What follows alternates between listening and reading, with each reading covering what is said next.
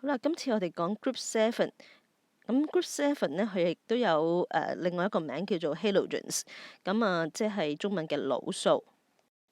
好啦，咁我哋又睇一睇第七族嘅一啲特性啦。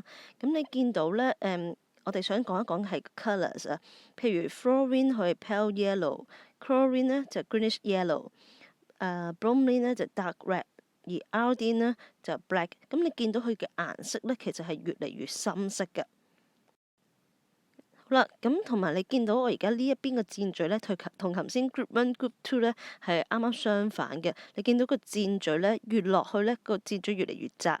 咁其實就係想講咧，佢個 Group Seven 嘅 reactivities 咧係 decrease down the group，即係話越落咧個反應係越弱嘅。咁咧喺 halogen Group Seven 入邊呢，咁亦都係有一啲佢哋相似嘅特性啦，同埋一啲化學反應。譬如喺 Group Seven 呢，佢哋大多數都係一個 toxic 嘅 nonmetals，係有毒嘅，同埋佢哋會有啲怪味啦。好啦，同埋咧佢哋都係會同金屬啦 metals 咧去反應，去 form source metal halide。好啦，同埋咧。佢哋亦都會同 hydrogen 反應，去 form 一個嘅 hydrogen halide。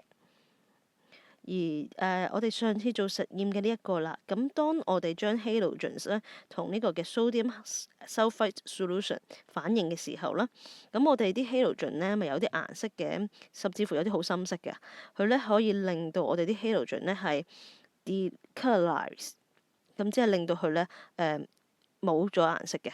當我哋落咗個 sodium sulfite 落去咧，就會令到我哋啲 halogens 嗰啲顏色咧變成無色嘅。同埋記住啦，呢一個 group seven halogens 嘅個 reactivity 嘅特點咧，就係佢係 decrease down the group，越落咧個反應係越弱嘅。好啦，咁呢一版咧就係一啲 group seven 啊，同埋我哋之前講嘅 group one、group two 嘅一啲exercise 啦，咁同學可以去做一做練習下嘅。好啦，到最後我哋要介紹下咧，就係 Group Zero。咁 Group Zero 咧，亦都有個名咧，叫做 Noble Gases 怪氣體。咁我想順帶一提咧，就係 Group Zero 係咪真係最外層係零粒電子咧？係唔係嘅？好啦，咁其實 Group Zero 咧，我哋係頭先講過啦，唔係代表最外層係零粒電子。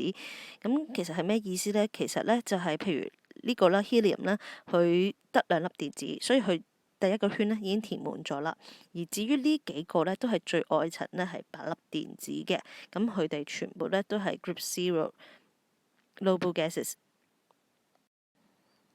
好啦，咁我哋咧都講一講咧喺 Group Zero 咧，佢哋 noble gases 入邊咧都有一啲相似嘅特性啦。咁佢哋多數咧全部都係一個 colorless gas，一個無色嘅氣體。咁同埋佢哋多數咧都係 no melting point 同 boiling point 啦，同埋佢哋係非常之 stable，即係非常之穩定。點解咧？其實佢哋冇乜一個嘅同其他元素有化學反應嘅。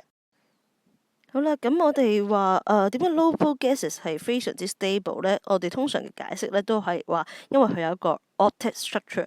咁何謂 octet structure 咧？就係因為佢最外層有8粒電子已經填滿咗啦，咁佢都唔需要咧去甩啦電子或者去攞電子。